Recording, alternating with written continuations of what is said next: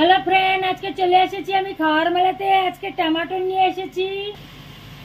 এখানে আমি এক বাটিতে টমেটো পিষিয়েছি, আর একটা বাটিতে আমি আদা আর পেঁয়াজ পিষিয়েছি। এখানে আমি কতগুলো পটল নিয়েছি, পটলের ছিলকাগুলো ভালো করে ছিলে দুই টুকরায় কেটে নিয়েছি। কড়াইতে সরষের তেল ঢেলেছি, তেলটা গরম হয়ে গেছে।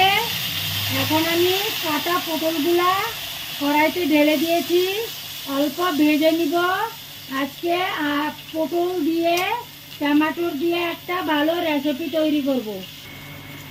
পটলটার মধ্যে আমি অল্প হলুদ দিয়েছি, হাফ চামচের মতো, আর আমি ছোট চামচের হাফ চামচ নুন দিয়েছি।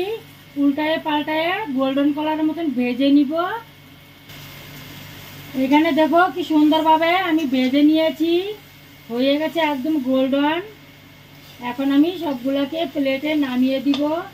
এইভাবে পটল ভাজা করে খাওয়া যায়, লঙ্কা সাথে গোটা গোটা দিয়ে ভেজে গরম ভাতের সাথে রুটির সাথে কিছু দিয়েও খাওয়া যায়।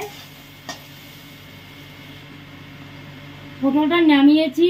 এখন পেঁয়াজ আর আদার পেস্টটাকে আমি ওই তেলের মাঝখানে কড়াইতে ঢেলে দিয়েছি।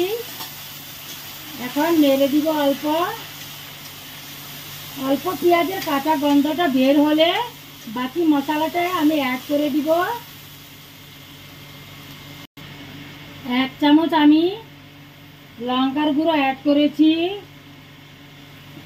হলুদ আমি প্রথমে দিয়েছিলাম, তবে আমি হাফ চামচ অ্যাড করলাম। আমি নুন অল্প অ্যাড করেছিলাম প্রথমে আধা চামচ, এখন আবার আধা চামচ অ্যাড করলাম। এখন আবার নেড়ে দিব। কাঁচা গন্ধটা ভালোভাবে বের হওয়া চাই। আমার তেলটা ছেড়ে দিবে অল্প অল্প। তারপর আমি টমেটোর পিউরিটা অ্যাড করে দিব। আমার পেঁয়াজের মশলার তেলটা ছেড়ে দিয়েছে।